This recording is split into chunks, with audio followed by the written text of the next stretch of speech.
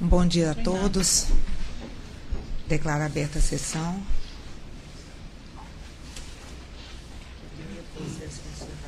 Pode pregoar já. Primeiro processo inscrito para sustentação oral, número 24 da pauta. Processo 330-2015-035, oriundo da primeira vara do trabalho de Juiz de Fora, recorrente José Ferreira Barbosa, recorrido Gede Luiz Alcuri. Votam no processo Dr. Márcio José Zebende, relator, doutora Juliana Vignoli Cordeiro, revisora, e Dr. José Nilton Ferreira Pandeló. Inscrita para sustentação, doutora Suzana Maria Paleta Guedes Moraes, pelo recorrido. Você está falando pelo GED?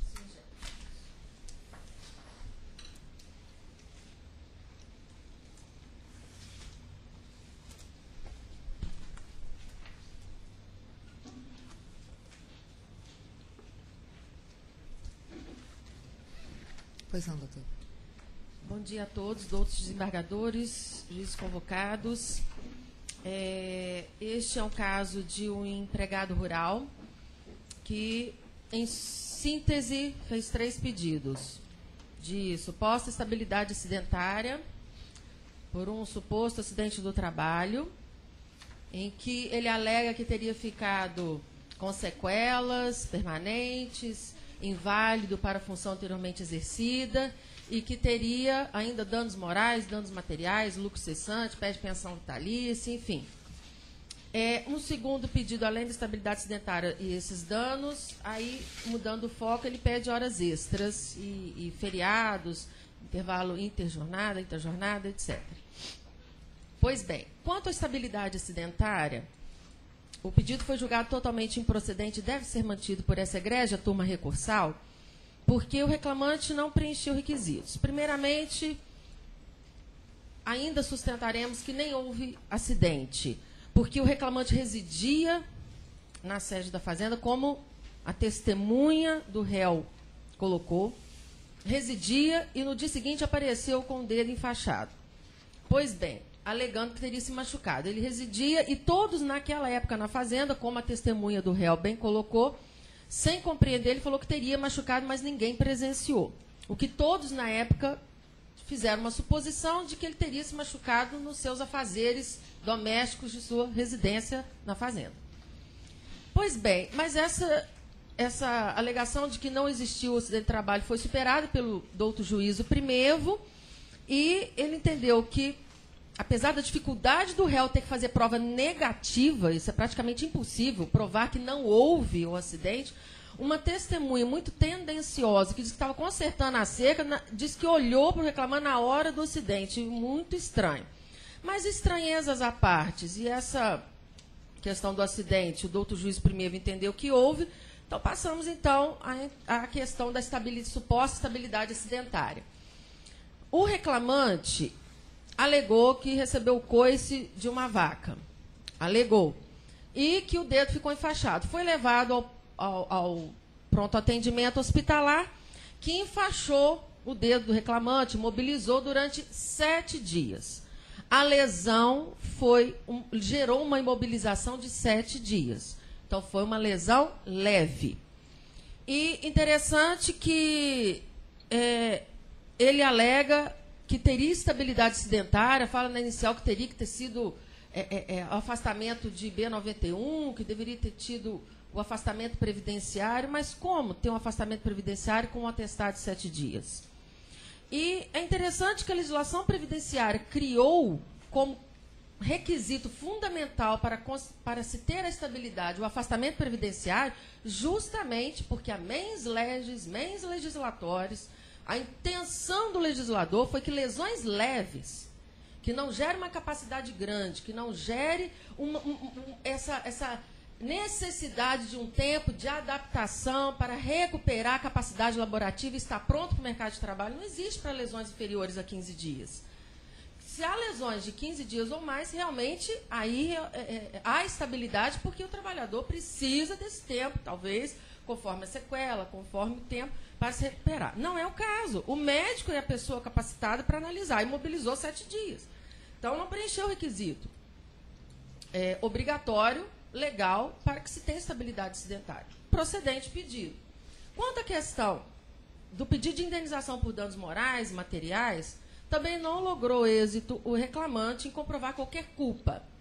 Ressaltamos que não há que se falar em responsabilidade objetiva à luz da Constituição Federal, até porque a atividade dele nem mesmo é de extremo risco, como algumas isoladas jurisprudências. Mas, analisando aí a culpa, não há um átimo de culpa do réu. O senhor Gédio, que é o dono da fazenda. O perito mesmo falou, houve uma... Repita-se que o réu nega o acidente, mas o perito falou, conforme o reclamante relatou na diligência, houve uma falha de comunicação entre o veterinário e a pessoa que estava segurando o animal. E houve uma fatalidade, que foi reconhecida pelo juiz Acó. E aí atingiu, supostamente, o dedo do obreiro. E o dedo não ficou de forma sequelada, não teve nenhum trauma, nenhuma perda de movimento.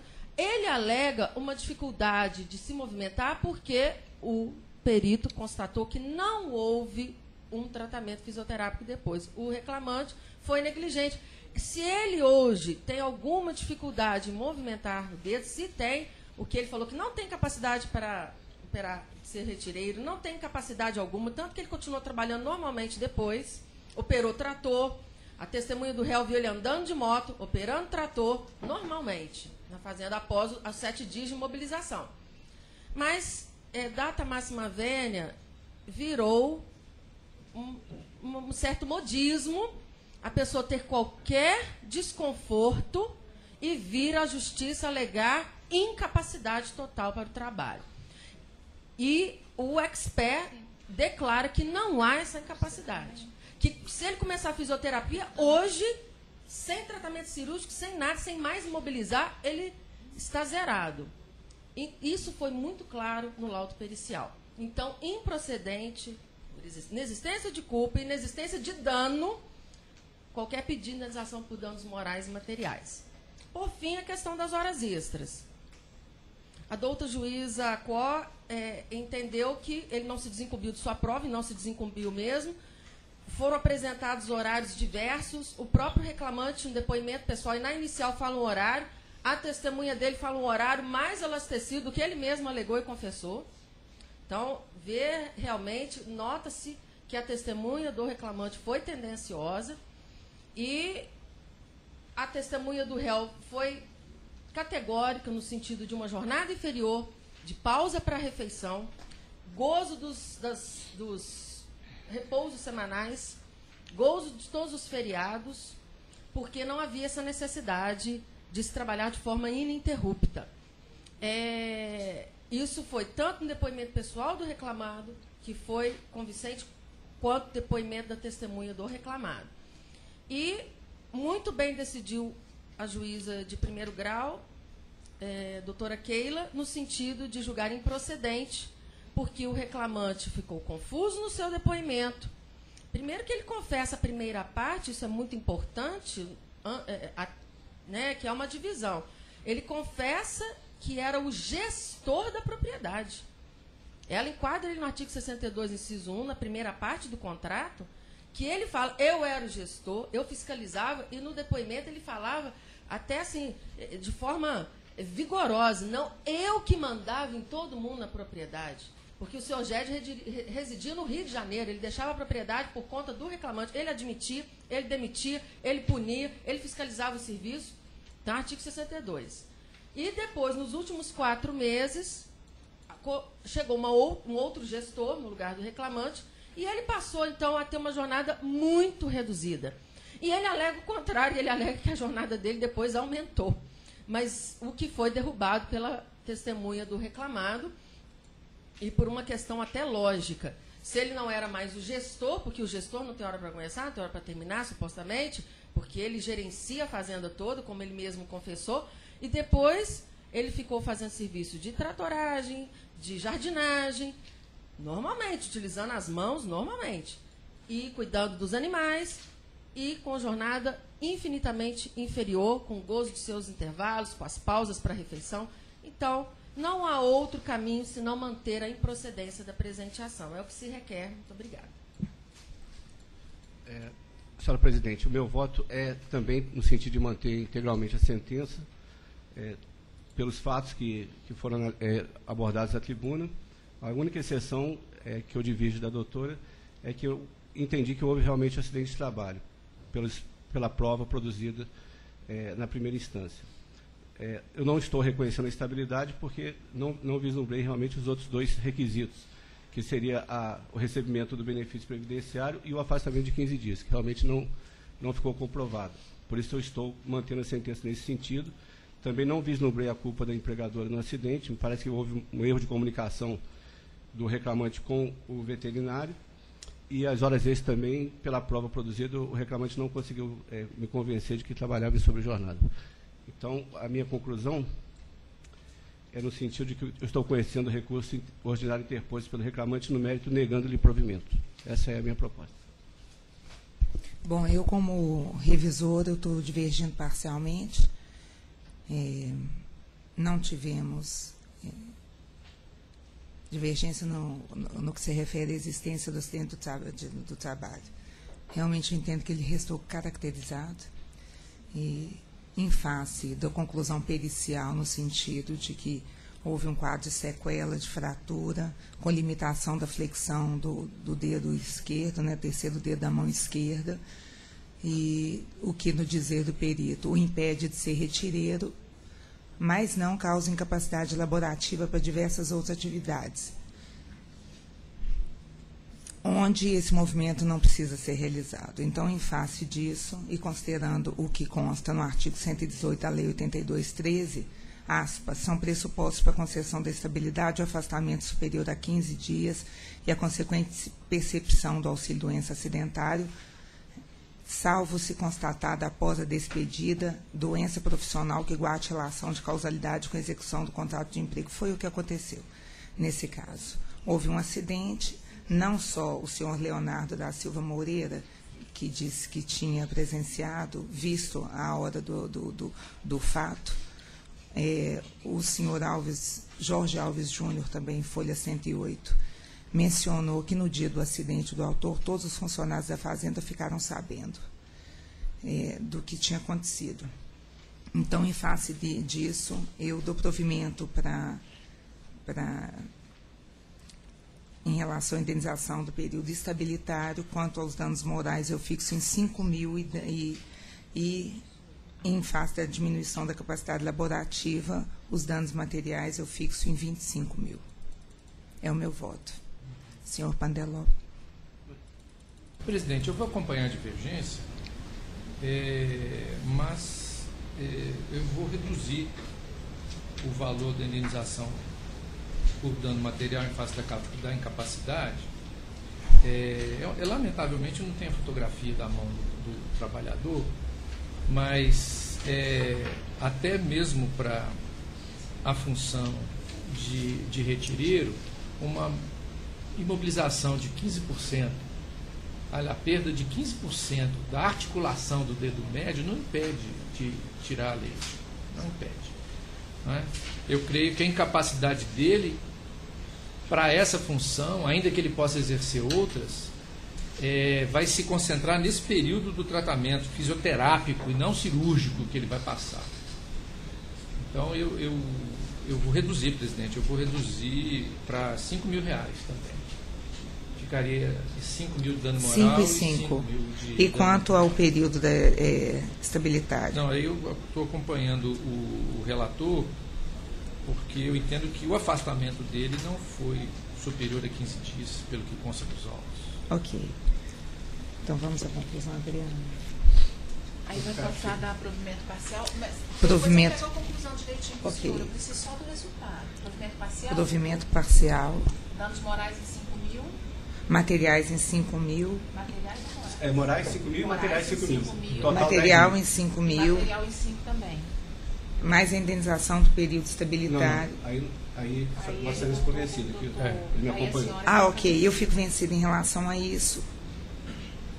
Então, E o relator fica vencido quanto à indenização. Quanto à jornada, As duas nega provimento. indenizações. Isso, negando provimento. O senhor negava e a senhora é quanto ao período de estabilidade. Eu- A Isso, indenização isso. do período de estabilidade. Fica assim, dar provimento parcial, Parcial. para condenar a reclamada a pagar a indenização de R$5 mil em dano material e R$5 mil em dano moral, vencido o relator e vencida a revisora em relação à indenização de estabilidade. Isso. Fixada a condenação Isso. em 10 mil reais custas pela reclamada. Então, aí a conclusão eu pego lá de Eu pego depois. E tá? por unanimidade a questão da jornada. Aí não precisa, né? É. Ok. Bom dia, muito obrigada. Obrigado. Bom trabalho.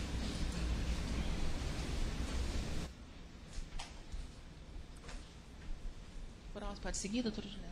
Próximo, por favor. Próximo é o número 4 da pauta, processo 384-2015-035, oriundo da primeira vara trabalho de Juiz de Fora. Recorrente, Sheilane Cidade Tomás, recorrido Brasil Center Comunicações Limitada.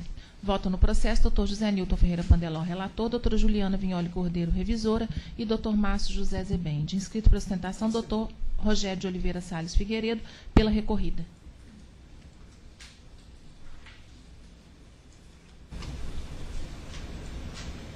Pois não, doutor. Excelentíssima desembargadora presidente, demais componentes dessa egrégia turma, muito bom dia. No caso dos autos, o recurso é da autora, ela pretende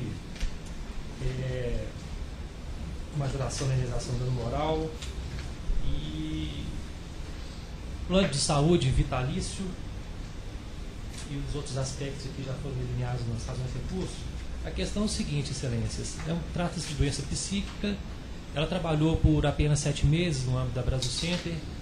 O laudo pericial apurou que, com base única e exclusivamente nos esclarecimentos prestados pela própria reclamante, entendeu que os fatores delineados poderiam até ter gerado alguma situação de estresse, mas não uma causalidade positiva com relação à doença. Razão pela qual foram indeferidas as indenizações por danos materiais e os demais aspectos com relação ao plano de saúde.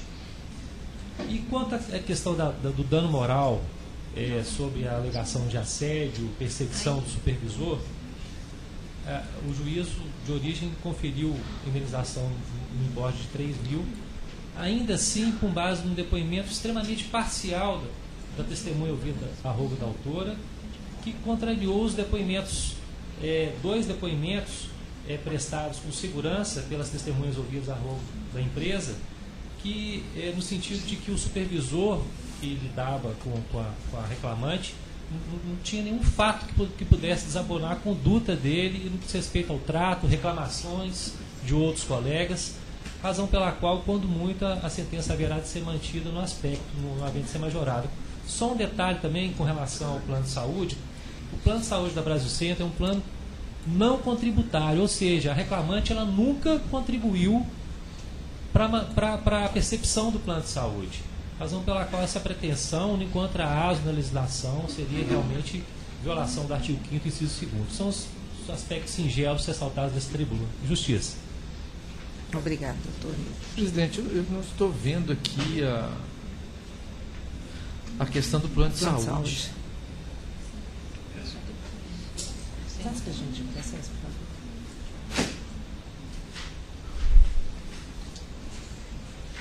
O recurso é da reclamada? Não, é dela. Se ela pediu, O relatório que eu não examinei. Então, se for o caso, teria que tirar o processo de pauta. Porque depois eu vou para o depósito do FGTS.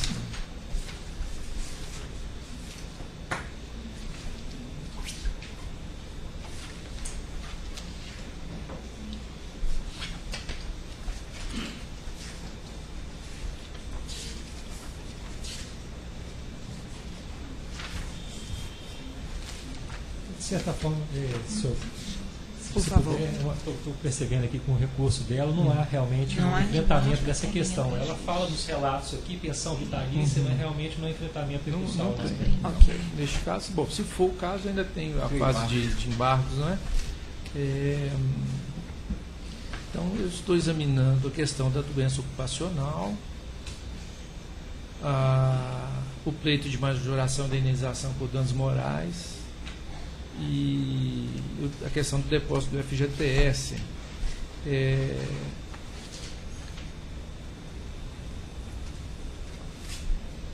No primeiro tópico, em relação à doença ocupacional, o laudo pericial reconheceu que o trabalho foi uma concausa. né? Ainda que a etiologia fosse multicausal, há um fator de risco contributivo classificado na escala de Schilling tipo 2, né? Então, como uma concausa. Então, neste aspecto, eu entendo que o nexo está definido, o trabalho contribui de forma inegável para o adoecimento da trabalhadora. Então, neste caso, eu estou dando provimento para fixar a indenização por danos morais em decorrência da doença ocupacional no importe de R$10 mil. Entendo suficiente e adequado para atender os fins a que se destina. Não estou fixando dano material porque o afastamento do trabalho, segundo o próprio laudo pericial, vai ser suficiente para ela se recuperar, né? E entendo também que ela tem ainda o universo de opções de trabalho, não digo de emprego, mas de trabalho, que ela pode desempenhar sem sofrer as consequências desse trabalho, que de fato é difícil, é muito árduo, né? Não é um trabalho simples. Com relação à majoração por danos morais, em decorrência das condutas praticadas pelo preposto da reclamada, eu não vi nos autos nada que pudesse afastar o entendimento que o juiz de primeiro grau teve ao manter o contato direto com a prova. No entanto, eu faço uma modulação do valor da indenização para os patamares fixados pela turma recursal em casos semelhantes, né? Então, eu estou majorando para 5 mil, tinha sido fixado em 3 mil no primeiro grau, estou passando para 5 mil e acho que é também um valor adequado por esse tratamento diferenciado que foi dispensado à autora na execução das suas atividades. Então, em conclusão, presidente, conheço o recurso ordinário interposto pela reclamante, no mérito, nos termos da fundamentação do voto, dou provimento parcial ao apelo para a. Condenar a reclamada ao pagamento de indenização por danos morais em decorrência da doença ocupacional que afligiu o reclamante, fixando-a no importe de R$10 mil.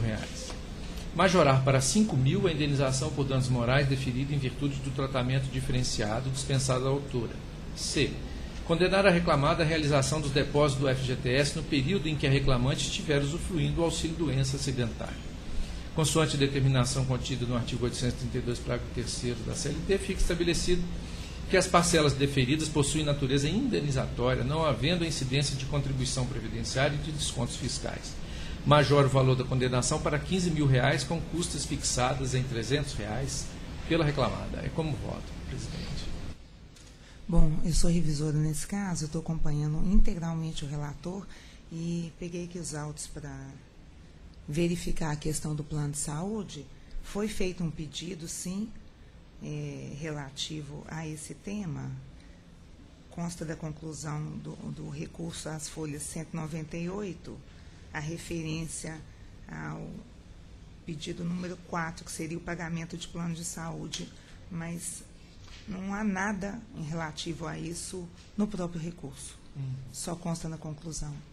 Então, meu voto é esse, doutor Zebende. A questão da concausa, o perito constatou, não há elementos que me possibilitem afastar essa conclusão pericial. Eu só vou divergir num pequeno pontinho. Eu estou achando que R$10 mil pelo período de trabalho é excessivo. Eu reduziria para 5 mil. Mas eu fico vencido nessa questão. Eu fico vencido só que eu reduziria a indenização por dano moral, da razão da doença.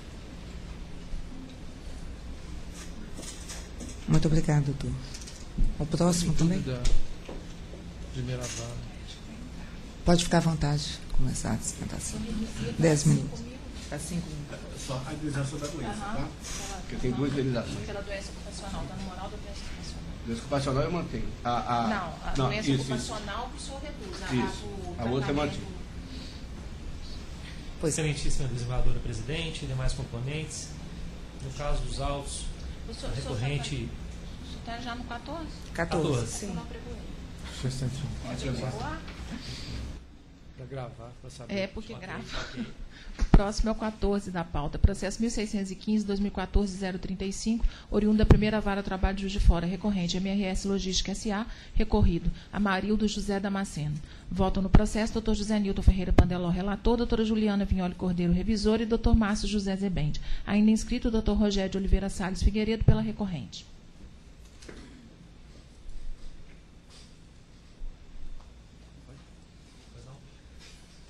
Excelentíssimo desembargador, no caso dos autos, a recorrente pede bem para salientar dessa tribuna que o juízo ele omitiu a análise no que diz respeito à previsão nas normas coletivas das jornadas praticadas pelo reclamante. E o que haveria de ser observado e afastado de plano a questão das horas além da cesta diária. E com relação também aos intervalos, a prova pericial contábil designada nos autos demonstrou que o reclamante ele tinha plena liberdade para se ausentar, inclusive sequer necessitava, demandava a natureza do trabalho dele, a substituição nesses momentos. A demanda de serviço propiciava essas fruições dos intervalos, razão pela qual requer que seja dado provimento no aspecto, importando aos demais temas já delineados nas razões recursais. Justiça. Presidente, é um tema, são vários temas já repetidos aqui na turma recursal. A questão da indenização por dano moral não está aqui de monocondução, não é?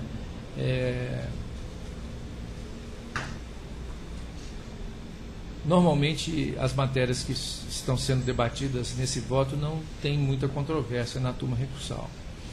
Em relação à apreciação das normas coletivas no que concerne aos turnos ininterruptos de revezamento,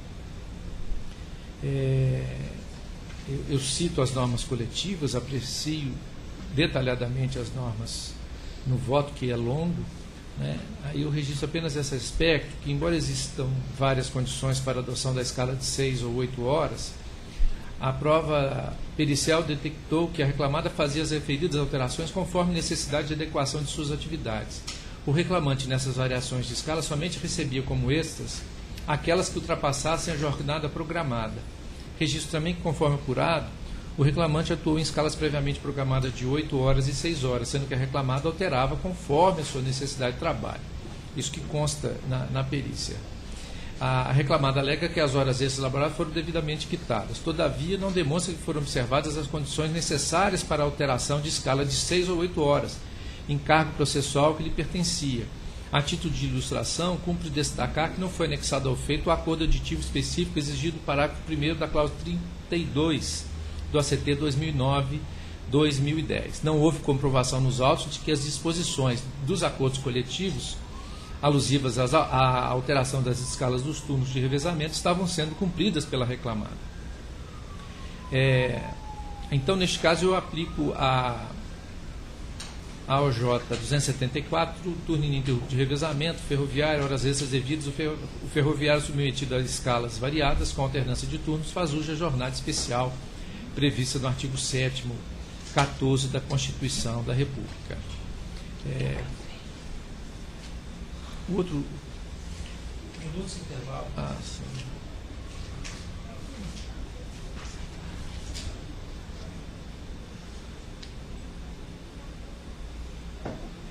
Em relação aos turnos interruptos, entendo que deve persistir a determinação de recálculo das horas extras, reconhecendo-se como extraordinárias as horas laboradas excedentes à cesta diária, quando o reclamante trabalhou em escalas de 4 tempos, em escalas de 6 horas e em escalas de 12 horas, e a condenação da réu ao pagamento das horas extras excedentes à sexta ou 36ª semanal, acrescida, sexta diária ou 36ª semanal, acrescido do adicional convencional, com divisor 180 e demais reflexos estabelecidos em primeira instância. Nesse aspecto, eu nego provimento ao recurso.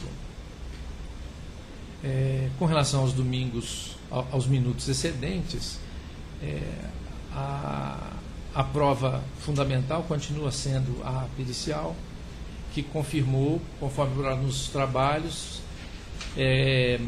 os despachadores do CCO e os controladores de movimentação de trens, exigem sim a necessidade de um tempo para a passagem do serviço e que sempre aconteceu no setor. Porém, conforme verificado em loco, os relatórios de serviço, o tempo de 15 minutos é o suficiente, como também ocorrendo somente no início do turno, pois que vai render o despachador em atividade, também chegaria a 15 minutos de antecedência. Sempre há discussão que é 15 minutos antes, ou 30 minutos antes, ou 30 minutos depois.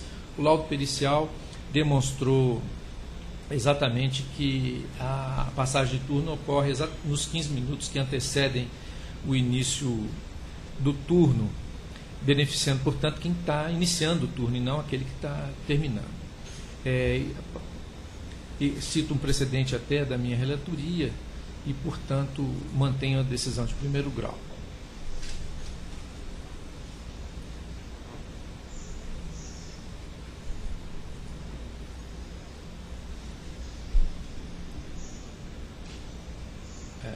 A questão dos intervalos entre jornadas é uma matéria já bastante examinada pela turma recursal.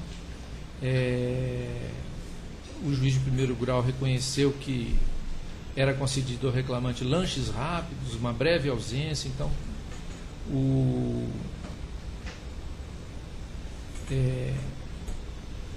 com base na súmula 437, do TST, após a edição da Lei 8.923/94, a não concessão ou a concessão parcial do intervalo entre a jornada mínima a empregados urbanos e militares implica o pagamento total do período correspondente. Nesse contexto, faz jus o reclamante às horas extras intervalares deferidas em função da concessão irregular do intervalo para repouso e alimentação, conforme sentença de primeiro grau que mantém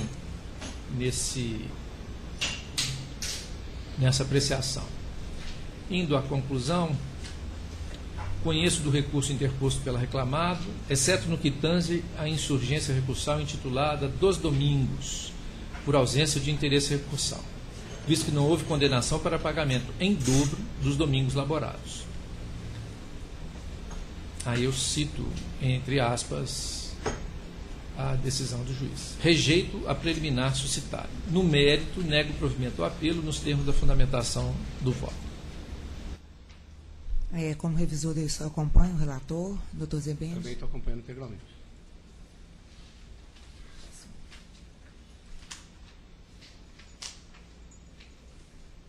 Próximo é o 18 da pauta. Processo 202/2015-038, oriundo da 4ª Vara Trabalho de Fora, recorrente MRS Logística S.A. e Evaldo Bernardo dos Reis Espólio e outros. Recorridos os mesmos. Votam no processo doutor Márcio José Zebende, relator, doutora Juliana Vignoli Cordeiro, revisor, e doutor José Nilton Ferreira Pandeló. Ainda inscrito o doutor Rogério de Oliveira Salles Figueiredo, pela primeira recorrente. É o 18. Por favor, doutor. Excelentíssima desembargadora presidente, demais componentes dessa egrégia turma. O caso dos autos demanda talvez uma atenção mais especial, até porque trata-se de questões que envolvem também falecimento do ex-empregado, ação proposta pelo espólio. Um aspecto que foi suscitado e foi uma preliminar diz respeito à ilegitimidade do espólio. Uma vez que foi deferida, foi rejeitada a preliminar, tem matéria que envolve danos por monocondução, e o juízo rejeitou essa preliminar. E a recorrente, inclusive, mencionou em seu recurso, curiosamente, um julgado sob a relatoria do ilustre magistrado, Dr. Márcio José Zebende, justamente no seguinte sentido: o espólio não tem legitimidade ativa para pleitear indenização por danos morais e materiais quando as ofensas alegadas somente podem ser verificadas na esfera íntima do falecido, tratando-se, portanto, de direito personalíssimo do depúdios. É nesse sentido que pede-se vênia para que seja acolhida essa preliminar suscitada nas ações recursais. Agora, quanto ao acidente, a questão ocorreu da seguinte forma: um empregado que era lotado no Bom Jardim de Minas, Já devolvi. Por opção, ele residia em Santos Dumont. A despeito do esforço do espólio em tentar demonstrar que ele teria praticado uma jornada excessiva antes do acidente. Isso não restou demonstrado, seja pelos cartões de pontos, seja pela prova produzida nos autos. E o que acontece? Ele saiu, ele chegou da sua escala, vindo de Barra do Piraí, e por conta própria, até a despeito de terem oferecido carona para ele pegou o seu carro e foi conduzindo para retornar à sua cidade de Santos Dumont. E restou comprovado nos autos, seja pelo lado pericial técnico do Instituto de Criminalística, que ele avançou na contramão de direção e chocou com um caminhão que vinha no sentido contrário, vindo a falecer. A empresa, ela não teve qualquer contribuição em qualquer aspecto na causação do evento, do falecimento. Trata-se de mera fatalidade. Sequer se cabe alegar nesse caso que risco de empreendimento. Ele não estava na condução de locomotivas. Ele estava voltando para casa. Todos nós estaríamos sujeitos a acontecer um acidente tal como aconteceu no caso dos autos. Nesse aspecto, o juízo foi muito feliz, atento à prova documental, atento à prova pericial, aliás, à prova testemunhal produzida nos autos, os documentos que o próprio reclamante carregou, afastou essa indenização pelo acidente de trabalho pretendido nos autos. Outro aspecto diz respeito à equiparação salarial, com relação a dois paradigmas, Milton, Geraldo e Mauro, estou comprovado que tem progressões distintas, históricos funcionais distintos, oriundos do plano de cargo e salário da rede, que incorporaram as suas funções, não havendo que se equiparar esses dois empregados. Outro paradigma, o senhor Milton Carlos, ele, localização distinta, localidade distinta, ele tinha, a localidade dele era Benfica, ao passo que o reclamante, ele era lotado na cidade de Bom Jardim de Minas. Outra questão que envolve jornada além da sexta, estou claro que o juízo ele incorreu em erro de avaliação.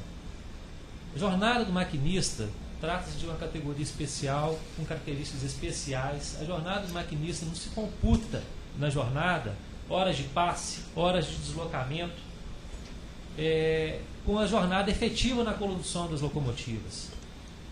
Tanto é que ele recebe e recebeu por hora de passe, por hora de deslocamento, não havendo que se computar na jornada de condução. E a previsão expressa da jornada de 8 horas, a empresa fielmente observou essa jornada de 8 horas. Não há que se falar em nenhum aspecto em jornada em turnos além da sexta diária. Com relação aos demais aspectos que o autor ele suscita do seu recurso, adicional de monocondução, horas de passe, são matérias também por demais conhecidas, então peço bem para reportar essas razões, pedindo que seja dado provimento ao apelo do empresário e negado provimento ao apelo do autor, com medida de inteira justiça. Obrigado pela atenção. Doutor Zepide.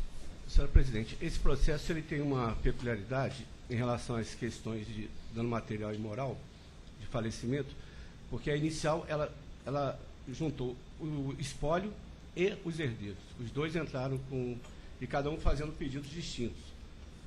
O juízo lá resolveu analisar a sentença sem desconsiderar esse aspecto processual, e eu estou mantendo até para efeitos de economicidade processual. Embora o correto, no meu sentir, seria uma ação do espólio e outra dos herdeiros. Mas houve acumulação, não houve prejuízo, então eu analisei os dois. Essa questão do espólio, nós até julgamos um caso, mas que não é idêntico, porque o que a gente julgou na outra vez foi falecimento, e que nós entendemos que quem teria legitimidade seriam os herdeiros. Nesse caso, é a questão da monocondução, que como o doutor até citou uma ementa minha, quando eu atuei em outra instância, outra turma desse tribunal, o meu entendimento é que é direito personalíssimo. Então, só o empregado que poderia fazer esse requerimento de dano moral, nem os herdeiros, e também não se transmite para o espólio. Então, eu estou acolhendo essa preliminar de ilegitimidade ativa por esse motivo. Eu queria só pedir ver aos outros colegas, eu citei duas emendas aqui que na verdade, elas levam à confusão. Então, no meu voto, eu vou excluir essas duas emendas, porque realmente elas tratam de outra questão, o voto veio meio truncado. Talvez eu até tenha induzido Vossa Excelência a erro, e peço desculpa por isso. Em relação ao acidente em si, eu também tive a mesma percepção do doutor. Inclusive, ele teve descanso, me parece que teve folga, ficou em um hotel, e ele estava retornando para casa. Então, eu entendo que houve realmente foi uma culpa exclusiva dele. E eu estou, então, também retirando a questão da indenização dos herdeiros. Em relação aos turnos ininterruptos, eu vou manter, porque eu analisei os autos, inclusive eu dou exemplos aqui, tem jornadas acima da 8ª hora, várias vezes, vários dias, ele extrapolou a 8ª hora. Então, quando ele extrapola, eu adoto o entendimento do tribunal, já pacificado, que o contrato seria inválido. Por isso, eu estou mantendo a sentença nesse sentido. E as outras questões também, como a gente já julgou, o doutor Pandeló já analisou no outro voto, questão do intervalo entre a jornada, adicional noturno, são questões recorrentes que a turma já tem o entendimento, e eu estou, por isso, mantendo aqui o entendimento da turma, que também é o meu. Então, eu indo direto para a conclusão, eu estou conhecendo os recursos interpostos pelas partes, estou acolhendo a preliminar suscitada pela reclamada de ilegitimidade ativa de causa do espólio para requerer os danos morais próprios do decujus, extinguindo sem resolução do mérito o pedido de danos morais decorrente da submissão do decujus ao regime de monocondução. No mérito, nos termos da fundamentação do voto, estou dando provimento parcial ao apelo da reclamada para deferir a dedução das parcelas comprovadamente quitadas ao mesmo título. Também dou provimento parcial ao apelo do reclamante para deferir o pagamento da dobra dos feriados comprovadamente trabalhados no decorrer da contratualidade, observada a prescrição pronunciada, com reflexo em repousos, aviso prévio adicional, férias acrescidas de 1/3, 13º salários e FGTS mais 40%. Para os fins do artigo 832, parágrafo 3º da CLT, ostenta a natureza indenizatória apenas os reflexos em férias indenizadas e FGTS mais 40%. E eu estou mantendo o valor da condenação porque ainda é compatível. Pela ordem, senhora presidente, uma questão assim, bem objetiva de fato. Pois não, pode falar. No que diz respeito, o senhor relatou a questão das horas além da cesta diária. Não sei se Vossa Excelência teve a oportunidade de verificar, mas ele laborava em jornada de 8 horas ao longo da condução da locomotiva, não incluídos, obviamente, a prontidão e as horas de passes. Sim. Essa que é a matéria do recurso, que a gente entende que seria uma matéria fática, porque se você verificar o momento da condução de locomotivas, via de regra, ele não extrapolava 8 horas. Essa que é a tese diante da peculiaridade da jornada do maquinista. Até porque, por exemplo, no caso específico, ele quase que folgou 60 horas antes do acidente. Antes de entrar na locomotiva, ele parece que ele não andou no dia do acidente 4 horas na condução da locomotiva efetiva. Até foi em dupla condução naquele dia. Mas, via de regra, o maquinista ele não extrapola 8 horas na condução. Essa que é a questão. Eu analisei a questão com os cartões de ponto. Nos cartões de ponto, eu analisei que existem dias que realmente ele trabalhava mais de 8 horas. Por exemplo, teve um dia aqui que ele entrou 13h02 e saiu 21h50, no dia 1 de setembro de 2012. Isso está no cartão de ponto. Então, eu estou... a análise da jornada dele, eu analisei pelo cartão de ponto em si. Qual que é a página? Eu olharia também. Aí você me pegou. 1 de setembro de 2012. A página do meu voto ou do... A página, não, no voto. Daqui que eu posso olhar aqui. São 12 Quer ver o cartão de ponto? São vários está mencionados. Entre 1150 e 1199. Isso. Então é o 11º volume. Mas efetivamente no cartão de ponto da MRS fala o que é hora de passe, o que é hora de prontidão, mas o que é hora de sobre jornada, a estipulação do Pois mas eu estou pensando o tempo todo do intervalo. A preocupação é o cálculo, né? Além da sexta hora de condução, não além da sexta hora do dia. Essa que é a preocupação da empresa. Tá, entendi. Deixa eu olhar. É porque eu observei só o cartão de ponto. Se a condenação for além da sexta da condução, ou oitava da condução. Olha aí, doutor Pandeló, por favor. Qual que é a página mesmo? 1150 a 1199. Não, então é o sexto volume. Sexto volume. É o Sexto volume. É o sexto volume. Viu o mês de setembro de 2010, ou setembro de 2012, março de 2010? Aqui, isso mesmo. 1150 a 1199.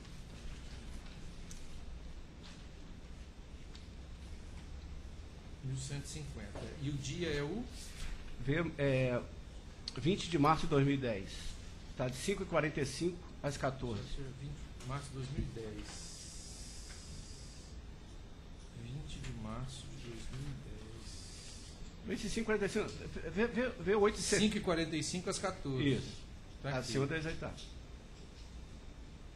É tudo. Aqui, ó. Horas de paz.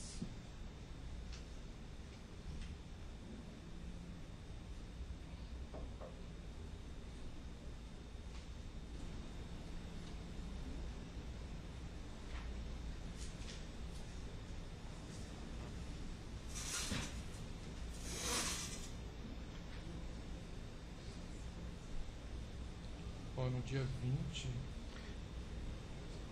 Tá vendo? A hora de passe está fora. No dia 20, é um sábado, ele começou a hora de efetiva condução às 5h45. A hora de passe dele começou às 4h40. Se eu acrescentar, daria mais ainda. 4h40 até 5h45.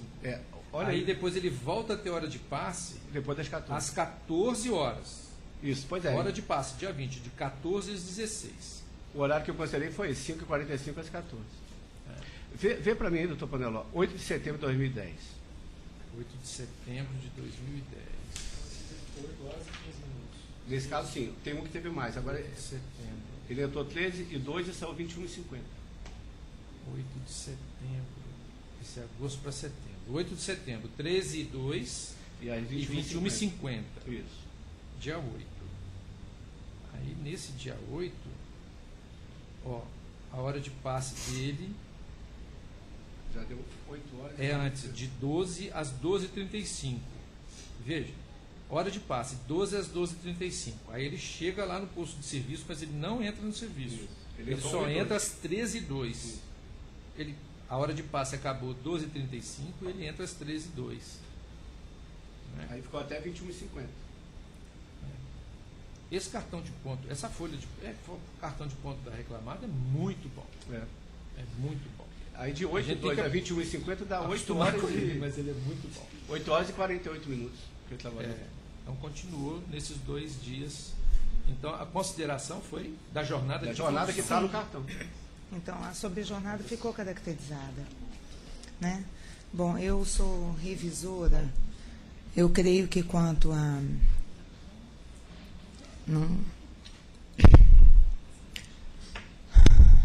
aos danos morais, que seria a legitimidade, eu imagino que eu fique vencida. Eu já fiquei em outros casos, porque eu considero que poderia haver uma emenda inicial nos modos estabelecidos no artigo 76 do CPC. Quanto ao pedido de danos morais e materiais, também eu divirjo parcialmente do voto do relator, considerando a sobrejornada que foi comprovada. Ele efetivamente se acidentou no retorno para casa, depois do labor, e eu imagino que tenha adormecido. Ele invadiu a outra pista, batendo de frente com um caminhão. E não vai ser a primeira, não foi, já inúmeras vezes me deparei em processo em que a sobrejornada fazia com que o trabalhador realmente cansado se acidentasse no retorno para casa. Então, nesse ponto, eu vou divergir, eu concederia a indenização respectiva por danos morais e materiais. Doutor Pandeló. Presidente, são 2 questões que eu queria levantar. Antecipo que eu vou acompanhar integralmente o voto do relator, pontuando apenas que eu entendo que o espólio poderia sim postular, mas em caso de falecimento no curso do processo. Né? Eu também entendo assim. Porque o espólio não tem legitimidade. Tem. Não é? Quando há o falecimento no curso do processo. Sim, aí quando o direito personalíssimo foi manifestado e foi postulado em juízo. Sim. Faleceu no curso do processo, ou por espólio ou habilita os herdeiros, eles estão postulando o direito que era do falecido. Esse direito não se extingue. Não é? E o falecido manifestou. Manifestou antes. Poder-se-ia até discutir se existisse ou se existiu alguma manifestação inequívoca dele de postular isso antes para que o espólio entrasse, mas não é, isso não se discute nesses autos. Só para o relator observar aí no cabeçalho, corrigir aí esse. Me honraria muito, inclusive, mas faz o nome do e relator o outro aqui. outro ponto que eu vi, presidente, é lá no item da. Pode, obrigado. Da recurso do obreiro, danos morais e materiais decorrentes do falecimento, tem um parágrafo, eu vou falar o parágrafo, danos, né? Recurso do obreiro, danos morais, primeiro, segundo, terceiro, quarto, quinto, sexto, sétimo, oitavo, nono, 10º, 11º, 12º, 13º, 14º, 15º. 2, 3, 4, 6, 7. Infere-se, portanto, o acidente ocorreu. Não, Tá. Acho que não seria. Vou né? excluir isso aí. Acho que é né, deve ter sido um aproveitamento de texto aí, não é? É porque, na verdade, eu estou colocando como culpa exclusiva dele. Culpa exclusiva dele. Bom, agora, esse ponto terrível que é o sinistro, né, o falecimento do trabalhador, não é? E num contexto de julgamentos da turma recursal, históricos, em que, por falta de banheiro, pode-se condenar a pagar 100 mil à empresa, e no caso desse falecimento, não. Mas é importante que se diga, o acidente do trabalho é típico de trajeto. Né? Teríamos que investigar a culpa da empresa. E eu creio que o voto foi muito feliz na análise. Né? Quando se fala que o voto é muito feliz na análise, é que a gente julga e fica tranquilo, né? Dorme bem com o travesseiro, porque nós estamos tratando de interesses de familiares que perderam o arrimo de família, né? E que postulam uma indenização. Né? Então, para dizer que não cabe a indenização, a gente tem que ter muito fundamento. E o fundamento aqui, por isso que é a felicidade do voto, pinçou dos cartões de ponto uma sequência de 2 ou 3 dias de descanso desse trabalhador. E que no dia anterior da prontidão ele ficou em hotel. Ele ficou em hotel, trabalhou numa jornada que não foi a jornada de extrapolação da jornada de 8 horas, e mesmo assim, não é, ele, em retorno para casa, ele se acidentou. Então, neste caso, eu não vi o trabalho, nenhuma irregularidade na execução do trabalho, na exigência da prestação do serviço da mão de obra do trabalhador, que pudesse ter causado esse acidente, no sentido de que não seria o trabalho o causador do cansaço que provavelmente que gerou o acidente. Então, eu acompanho integralmente o voto.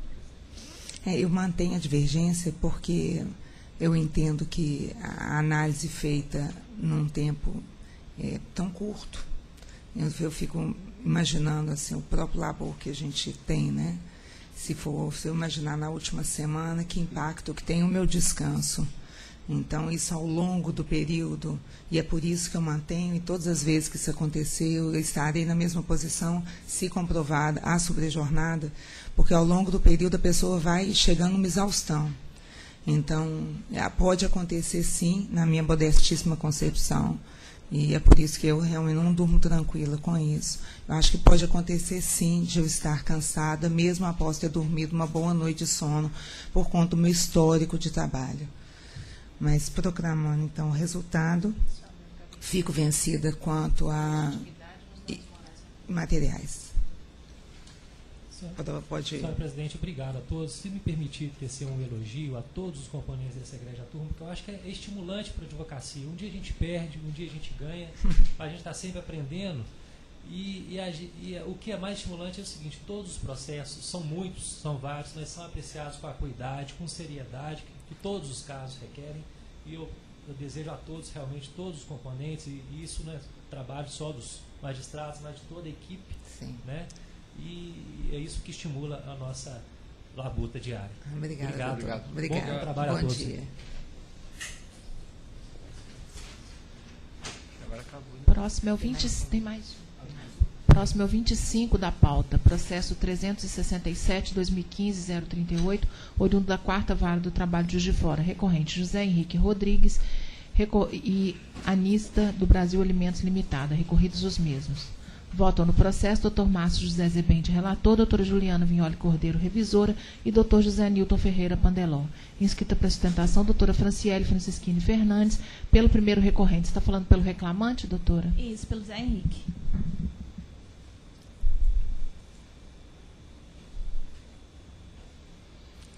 A senhora tem 10 minutos, doutora, fica à vontade. Excelentíssima senhora desembargadora, presidente da mesa, a pessoa de quem eu cumprimento os demais componentes, demais presentes, bom dia. Bom, são vários os temas, mas eu vou me ater basicamente a 2 que são objeto do recurso ordinário do reclamante.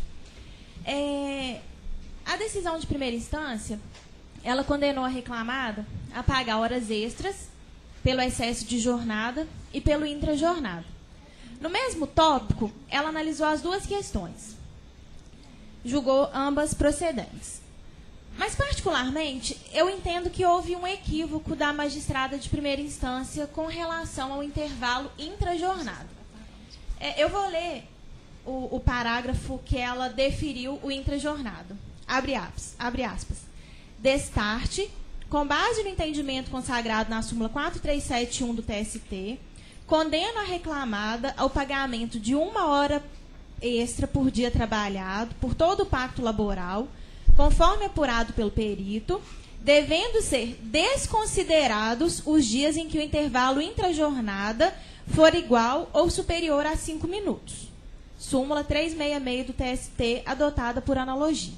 Continuou com reflexos, fecha aspas. Está aqui comigo. Mas pode ir. Não, pode. Excelências, eu sinceramente fiquei muito na dúvida. Para mim, a magistrada confundiu os institutos. De acordo com o meu entendimento, a súmula 366 do TST, ela é utilizada para as horas extras do excesso da jornada, quando o excesso da jornada for igual ou inferior a 5 minutos, limitado a 10, limitado a 10 minutos no dia, salvo engano. Do jeito que ficou aqui o intrajornada, então, só o dia que o reclamante tiver 1, 2, 3 ou 4 minutos de intervalo intrajornada, que ele vai fazer jus a 1 hora extra por dia, igual ou superior a 5 minutos, devem ser desconsiderados. Então, se ele teve 6 minutos de intervalo, 7 minutos de intervalo, 10 minutos de intervalo, ele não vai receber a hora extra? Sinceramente, esse ponto aqui, eu acho que ela misturou... Eu acho que ela misturou os institutos. Entendi. Se são desconsideradas as horas dos dias que o intervalo for igual ou superior a 5 minutos, tirou tudo. Só o dia que ele tiver 1, 2, 3 ou 4 minutos só de intervalo, que é para ele ganhar hora extra. De 5 a 59 minutos de intervalo. Então, assim, eu acho, como ela analisou os 2 institutos no mesmo tópico, eu acho que ela misturou aí essa questão da súmula 366. Assim. Então, nesse sentido do intrajornada para decotar essa determinação de que sejam desconsiderados os dias em que o intervalo for igual ou superior a 5 minutos. Então, assim, isso aí... Como eu falei, ele não vai ter direito à hora do intervalo intrajornada nunca, do jeito que ficou aí. E com relação também aos domingos trabalhados, que ela falou assim que o perito teria comprovado que foram poucos os domingos que o reclamante trabalhou. A própria reclamada confessou que ela concedia intervalo aos domingos só quando era no 7º domingo, trabalhava 6 e folgava no 7º, segundo ela, respaldada no ACT. Porém, assim, eu entendo que é norma de ordem pública. A lei que versa sobre o descanso aos domingos fala que tem que ser 2 domingos e a folga ao 3º, além de estabelecer vários outros requisitos, como autorização do órgão competente para funcionar no dia do domingo. Entendemos que a reclamada não cumpriu esse requisito.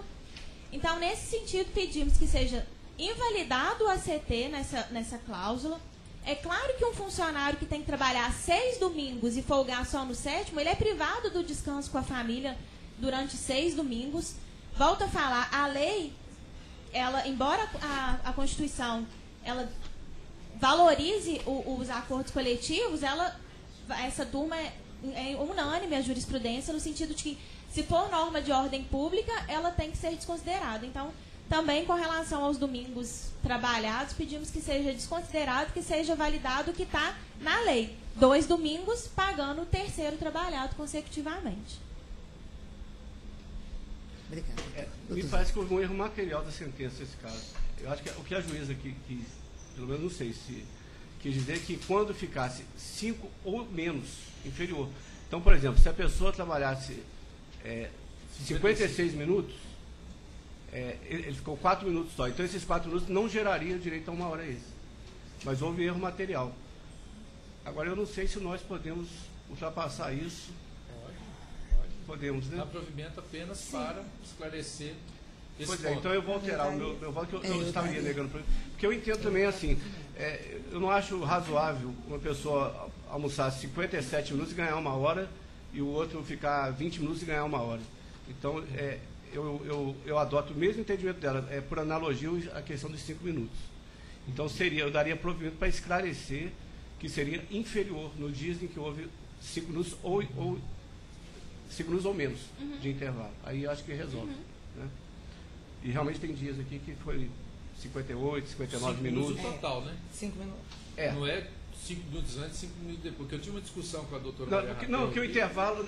Não, total dava quase 1 hora não, no que dia. intervalo, porque senão daria 10 dias. 10 concedeu minutos. pelo menos Porque o intervalo é só 1 hora. Não, se concedeu pelo só uma menos vez. 55 minutos de intervalo. Isso, se deu 54, De dá 50 1 hora. 55 Tá. até 60 minutos não dá nada. É isso Ok. que seria. Então eu vou manter, porque esse é o meu entendimento de vários. E vou Então, alterar. devendo ser desconsiderados os dias em que o intervalo for superior a 55 minutos, talvez. Os 5 inferior, igual ou inferior a 5 minutos. Não, não é intervalo, não. O intervalo foi inferior a 5 minutos. Não, para manter a redação do juíza tem que passar para 55. Tá, então daria provimento para definir hora extra sempre que o intervalo for superior a 55 minutos. Ou inferior a 5 minutos. Está dando mesmo. Sempre que o empregado tiver gozado menos de 55 minutos de intervalo intrajornada. Na verdade é só acrescentar uns 5 no 5 dela. Tá.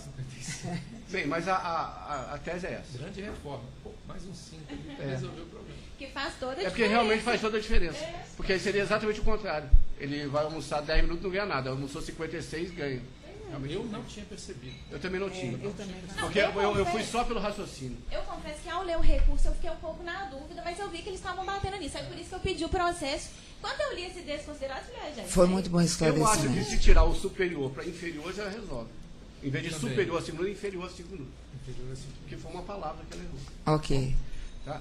Em relação a outra questão, foi do repouso semanal. Eu tenho entendimento que essa cláusula aqui ela é válida, ela não... Porque, na verdade, ele tem o direito a um domingo de descanso a cada 6 semanas, né? Então, eu estou mantendo nesse sentido. O meu voto, então, eu vou para a conclusão, eu estou conhecendo e, no mérito, negando o desprovimento.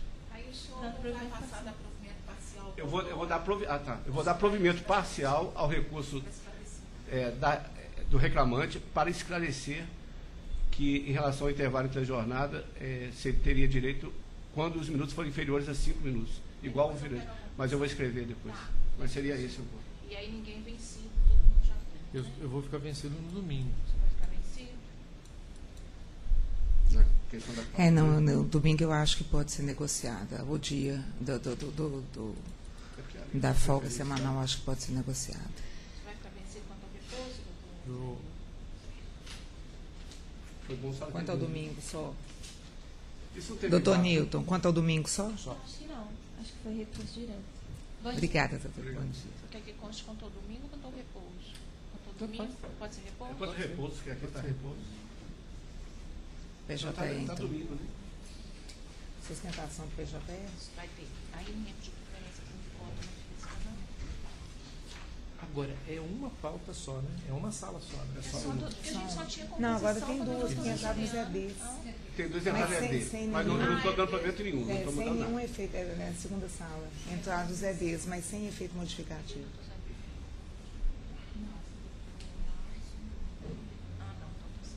Pode provar. Ah, peraí, não achei ainda não. Só vou informar um retirado de pauta, doutor Wagner é suspeito, então está sendo retirado de pauta o processo 10.478, oriundo da 4ª Vara do Trabalho de Juiz de Fora, é o número 11 da pauta, em face da suspeição do doutor Wagner.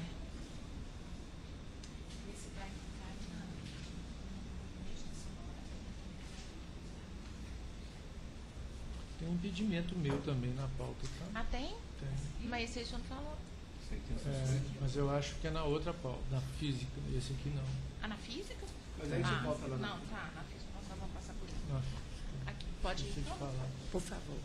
Então, o primeiro processo com inscrição para sustentação oral é o processo número 13 da pauta. Processo 10.540, oriundo da 3ª Vara do Trabalho de Juiz de Fora. Recorrentes: Vinícius Silva dos Santos e Codem Engenharia S.A. Recorridos os mesmos.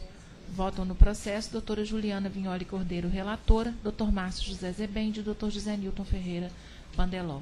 Inscrito para sustentação, doutor Rogério de Oliveira Salles Figueiredo, pela recorrente Codem. Doutor Rogério, já foi? Já não se encontra mais presente. Quando você fala assim, oriundo da 3ª Vara, Ah. como é que você faz? Você olha na Eu- sentença, eu- você olha no número do processo? Não, eu olho o númerozinho do processo. Por que está errado? A 37 não é a terceira? Porque o PJE não guarda isso mais. Se houver, por exemplo, eu estou despachando de 5 a 10 processos por dia, declinando Porque ele não muda o número. da competência, porque o sistema entendeu que eu era prevento. E eu não havia prevenção, e aquele processo com aquele número vai para outra vara. Ele continua. Às vezes na vara tem 2 números. Então no eu mesmo julgo processo. 38, E ele continua com 37, 37. Ele continua com 37. Ah, isso não tem a Não menor pode. condição. Então vou apregoar a vara. Tem Porque não tem como eu saber. Porque eu só tenho como saber pelo Só pela númerozinho da sentença. Tem que vara. olhar a sentença no Quem que o juiz que deu, mas o juiz substituto. Não. Tem que olhar Ele a vem sentença. lá. Ah, o senhor está falando lá na ata, Tem. falando. E vai ter mais um problema, porque o áudio ainda não foi corrigido. O áudio, ele dá o número da vara lá em cima pelo número do processo. É por 035. isso que outro dia eu fiquei Por exemplo, a maluca. primeira vara não vem. Juízo da primeira vara. Vem lá. Juízo da 35ª Vara de Apesar que Trabalho tá de O Juiz de senhor Fora. estava se dando por impedido num processo, acho que da 143, da quinta. Eu Que eu falei, julguei. mas o que deu, doutor Você Sérgio? tem que Não é olhar a isso. sentença. Mas eu estou nas decisões agora, nos acórdãos, nos meus votos eu estou colocando o nome de quem proferiu. Então vou fazer o seguinte, aqui para eu apregoar, porque não É tem o menor facilita, né, sentido eu ficar pra abrindo Todos voto os pra olhar votos têm qual o é a- nome do quem que juiz que julgou. proferiu a Eu não vou decisão. apregoar a Não vara apregou mais. a vara. Eu só vou falar o número do Vai processo. ter problema. Nós vamos apregoar Então tá. uma sentença da 3ª vara. Não Mas foi. não é. Era da E terceira todos os vara. PJ, se a pessoa entra e desiste ou acontece uma coisa, vai para a vara de novo para o juiz mandar para analisar. Todos. Problemas do PJ.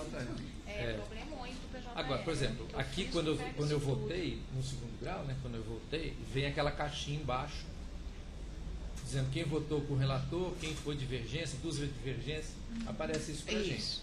O sistema ele tem que evoluir para ter isso, para ter uma caixinha dizendo essa sentença foi proferida pelo juízo da 3ª vara. A despeito está lá, já é 35, mas foi o juízo da 3ª vara, não importa quem foi o juiz. O ideal seria mudar. E tem compensação, não tem distribuição. É, porque na realidade, no físico, a Vai cair prevenção é pra você, manual vai também. Não, acho que não tem. Será que tem? Depois tem que conversar com o Eustáquio. Mas isso deve ser muito fácil, não, porque no físico a prevenção é manual. A gente separa o processo, olha quem julgou, se existe ou não a prevenção e a gente só informa para o sistema. Prevento. Aí ele vai buscar quem julgou. Mas a gente informa que é prevento. O PJE não é a gente, não faz, é o próprio sistema. Né? Então, não tem Eu jeito. vou passar então direto para a conclusão do recurso. Nós temos divergência nesse processo. Temos. Duas pequenininhas. 2 divergências. Quanto à questão do EPI, Mas o É, doutor houve- Luiz Antônio não está aqui. Não, mas sou eu. é dele. Não está aqui não, gente. Houve o fornecimento de EPI, a discussão é quanto à validade desses EPIs, porque o perito Disse que ela valia 6 meses. esclareceu que o O EPI fornecido não foi suficiente para... Só vai ler? Eu vou ler. Só a conclusão. E a outra é quanto ao tempo de troca de uniforme. Bom, conheço os recursos interpostos pelas partes e, no mérito, dou parcial provimento ao recurso do reclamante para crescer na condenação adicional de insalubridade em grau médio durante todo o período contratual obreiro, mantidos os mesmos reflexos já definidos na sentença de origem, e dou parcial provimento ao recurso da reclamada apenas para determinar que, se no cálculo das horas extras deferidas sejam considerados os dias efetivamente elaborados, conforme o registro de ponto anexado aos autos. A parcela deferida possui natureza salarial, mantém o valor da condenação, eis que ainda é compatível. Pois não, doutor Zebende. São duas pequenas divergências. Essa questão do EPI, que a gente já falou, porque eu não fiquei convencido. O perito chegou lá e falou que durava 3 meses. Eu já vi perícia falando que demora 6 meses, que dura 1 ano. Então, eu achei que ele não me deu base suficiente para excluir esses EPIs. E o reclamante falou que recebeu durante todo o período dos EPIs, e o número que ele recebeu é muito grande. Ele fala no depoimento dele aqui. Deixa eu ver se eu pego. Mas é o plug. É o plug. Ele põe o plug e depois o abafador. Sim. É o abafador, o grandão, que conta. Não, mas ele está dando plug. Ele está dizendo que dura 3 meses esse plug. O plug, para mim, Por isso que eu achei que essa questão... Quer ver o que o perito fala?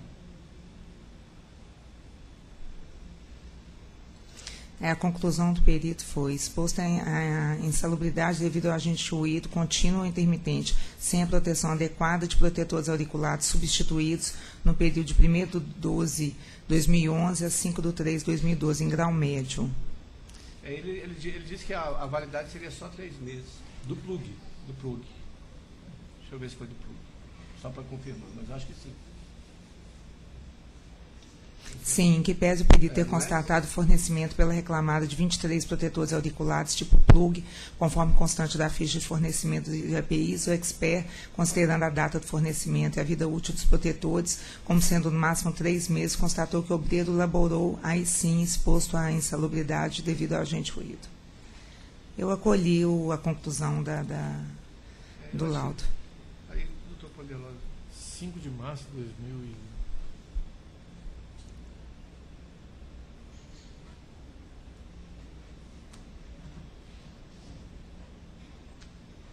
manteve a sentença, não é isso? Sim. Isso. Aí ela está... Acrescentou adicional de insalubridade em grau médio durante todo o período? Esse aqui, a ré disse que havia fornecido 2 protetores auriculares, tipo abafador, esse que você está mencionando. Mas isso não foi comprovado. Na verdade, ela forneceu 23 protetores auriculares tipo plug. Aqueles pequenininhos, né?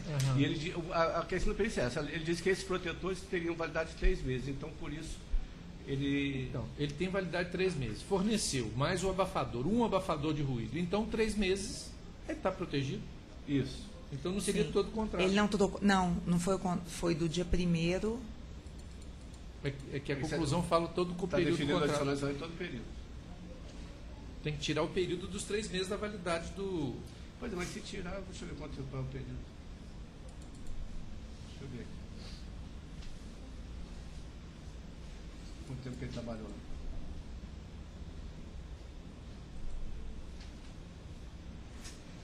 A não ser que ele tenha... Deixa eu ver o laudo pericial aqui.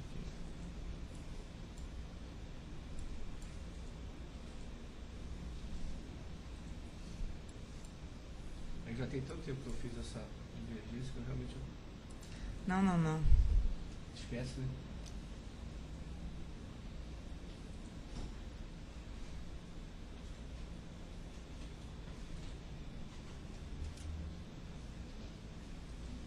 Não. O deferimento foi por causa das radiações não ionizantes. Vamos lá. Sim. Não, eu me lembro. No que concerne a análise da exposição do reclamante ao agente insalubre e radiações não ionizantes, de fato, o expert assim concluiu. A solda elétrica e a solda MIG realizada diariamente e habitualmente pelo obreiro expõe o reclamante à insalubridade devido a radiações não ionizantes sem a proteção adequada, elaborando o obreiro exposto à insalubridade devido ao agente radiações não ionizantes previstos tal. Pois é, mas solda elétrica. Aí foi no período de dezembro de 2011 a março de 2012. Não foi durante todo o período, não. Então temos que retificar isso na Na conclusão. sentença aqui, ó, sendo assim, define ao autor o pagamento adicional de insalubridade de grau médio a incidir sobre o salário mínimo durante o período de 1 de dezembro de 2011 a 5 de março de 2012. Sim, por mas causa da solda. Não é isso? as radiações não ionizantes seriam durante todo o período contratual, conforme o laudo pericial. Um laudo, vou abrir o laudo agora. Ó. Página 9, ID 55C 908A. A solda ela é durante todo o período reclamado. Vamos ver se o período reclamado foi todo o período contratual. Vamos confirmar. É o Haroldo, né?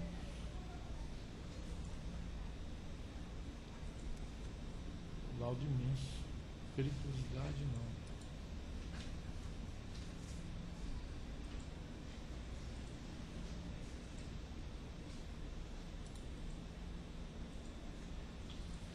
Realizar diariamente e habitualmente solda elétrica.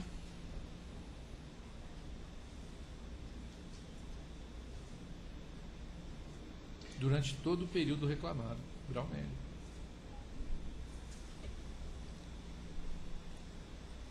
É isso mesmo, está na página 26 do laudo pericial.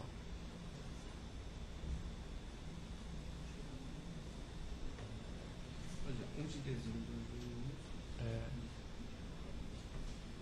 Na verdade, a outra questão fica irrelevante. Sim. Porque vai dar o período todo, né? É. Por causa da greve. E a outra divergência. Então é só do. Então tá certo. Então vai ficar. Vai definir pelo período todo por causa da solda elétrica. Isso. Tá, então eu vou retirar isso aqui. Você vai retirar a divergência do adicional de Porque vai definir tudo, não tem necessidade. das horas Não. extras. Não, agora das horas extras. As horas extras eu estou retirando pelo seguinte, eu entendo que o período de uniforme, que ele fica para se uniformizar, se é uma conveniência dele, se ele pode ir ou não uniformizado, eu retiro. Por isso que eu estou. E a testemunha do próprio reclamante disse que ele poderia ir de uniforme da casa dele. Então não daria esse tempo de minutos.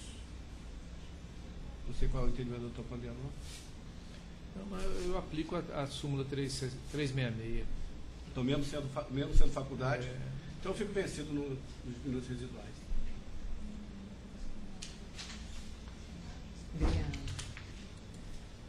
Doutor Sebindes, vencidos apenas quanto aos minutos residuais. Os minutos residuais, é hora aí. Quanto a minutos residuais? É.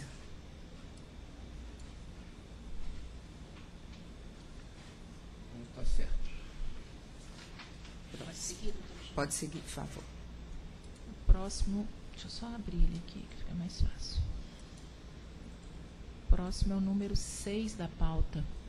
Processo 10.289, essa não tem problema, oriundo da Vara do Trabalho de Ponte Nova. Recorrente, Novelis do Brasil Limitada, recorrido Francisco José Gomes da Silva. Votam no processo doutora Juliana Vignoli Cordeiro, relatora. Doutor Márcio José Zebende e doutor José Nilton Ferreira Pandeló. Inscrito para sustentação oral, doutor Elias Alvim Magos, pelo recorrido.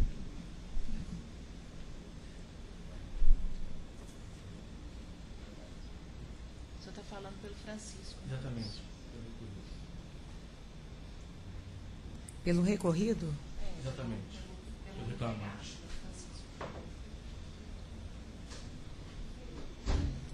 Pois não, doutor, o senhor tem a palavra. Primeiramente, bom dia, excelentíssimo desembargador presidente, mais julgadores. Apenas para requerer manutenção da sentença de primeira instância, que reconheceu o vínculo empregatício do reclamante por conta de uma tentativa de fraude de um contrato de prestação de serviço feito entre as partes.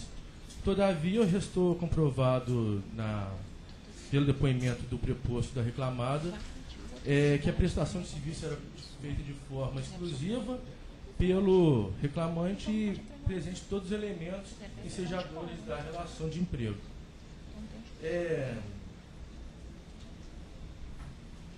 Além disso, ela tenta afastar a relação de emprego com prestação de serviço, informando que ele apenas transportava as crianças, filhas dos funcionários.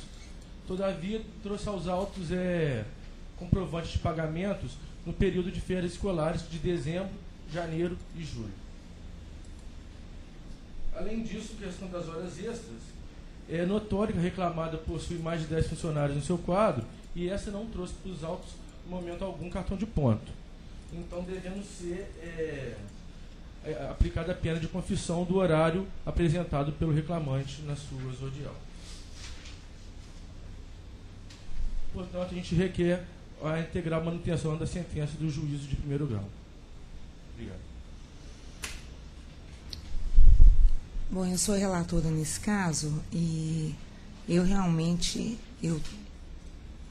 eu não consegui encontrar aqui a caracterização de uma relação de emprego. Analisei detidamente a documentação que foi juntada, eu estou até voltando aqui, porque eu já voltei nisso já há algum tempo, mas eu me lembro perfeitamente dos contratos, desde o início, 88, é um vínculo antigo, contratual, e havia plena liberdade de nenhuma pessoalidade na contratação, plena liberdade de qualquer pessoa fazer esse transporte, inclusive com responsabilidade em caso de a preocupação na época, em 88, era até a questão do carro, de acidente, eram outras questões, porque em momento algum ficou clara a pessoalidade. E eu tive até muito cuidado na análise disso, porque afastar um vínculo que foi reconhecido é bastante complicado, eu considero bastante complicado. Então, quando eu fiz meu voto, eu fiz com absoluta convicção. E, salvo engano, aqui da minha memória, a pessoa hoje já está até aposentada, mas, inclusive, quanto aos depoimentos, ficou muito claro na colheita de provas que não havia... A pessoa não recebia nem ordens direto. Eles sabiam se estava cumprindo o horário ou não, apenas pelos horários em que as crianças chegavam na escola. E isso ficou muito claro. Então, para mim, a relação que não foi pessoal, que não era direta, não entendi caracterizar uma relação empregatícia. E, por isso, eu já vou direto à conclusão do meu voto. Conheço o recurso interposto no mérito, dou-lhe provimento para afastar o vínculo de emprego reconhecido e para excluir todas as obrigações objeto da condenação, julgando improcedentes os pedidos formulados e invertidos os ônus da sucumbência, custas pelo autor no valor de 2.000, calculados sobre 649.000 isento, tendo em conta a concessão do benefício da justiça gratuita. Doutor Zebende. Estou acompanhando Vossa Excelência. De acordo. É isso, doutor.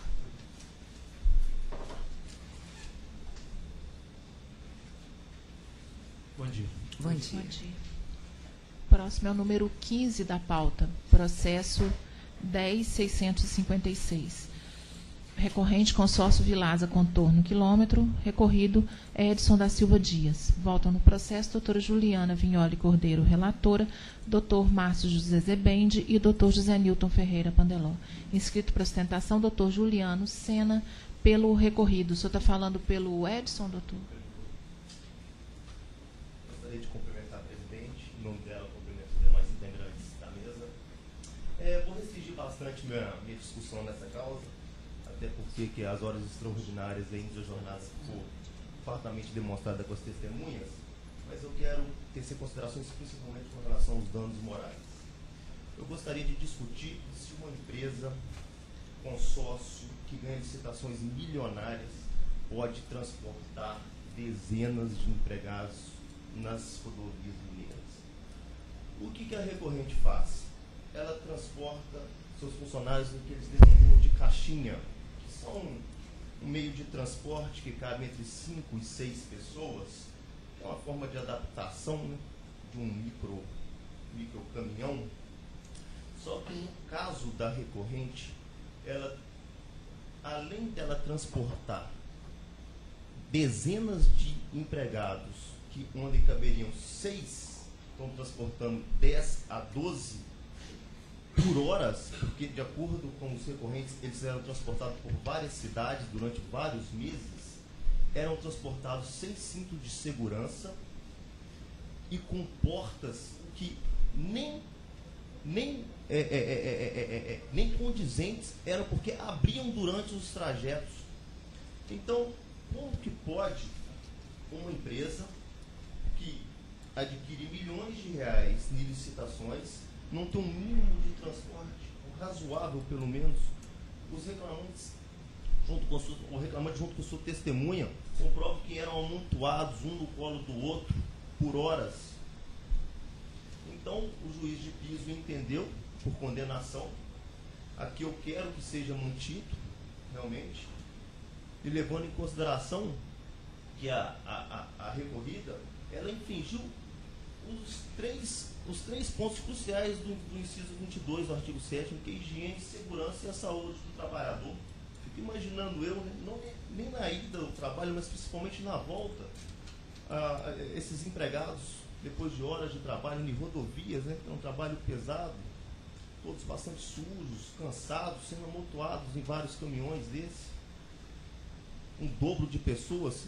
As fotos do processo deixam muito claras, eu tenho dúvida se cabe até 6 pessoas esses caminhões. Eles estavam amontoando em 10 testemunhas, todas elas foram unânimes. As testemunhas da recorrida nem trabalharam com o reclamante, nem presenciaram os fatos, todas elas foram unânimes nisso também. Então, gostaria que fosse mantida a sentença de piso na forma que ela foi prolatada.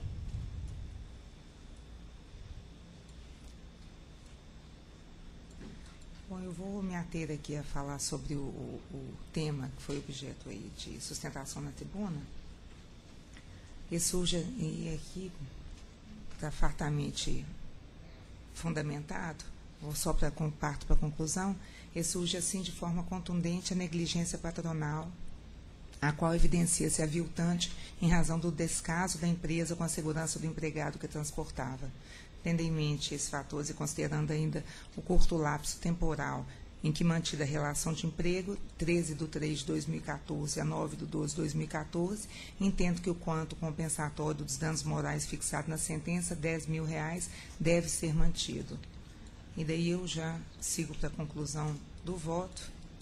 Conheço o recurso interposto pelo réu, à exceção do pleito de autorização de desconto de 3% dos créditos do autor, a título de indenização de cesta básica. No mérito, dou parcial provimento ao apelo para limitar a condenação da reclamada à indenização correspondente à cesta básica do mês de dezembro a 8 dias. Mantenho o valor arbitrário da condenação por compartilho. Doutor Zebente. Eu tenho só uma pequena divergência em relação ao valor, porque ele trabalhou pouco tempo, de março a dezembro. Então, eu reduziria o valor de indenização por dano moral. É a única divergência que eu teria. Doutor Pandeló. Eu vou acompanhar você. Fico vencido. Proclamado, então, por maioria, vencido o doutor Zebente somente em relação ao quanto indenizatório. Muito obrigada, doutor.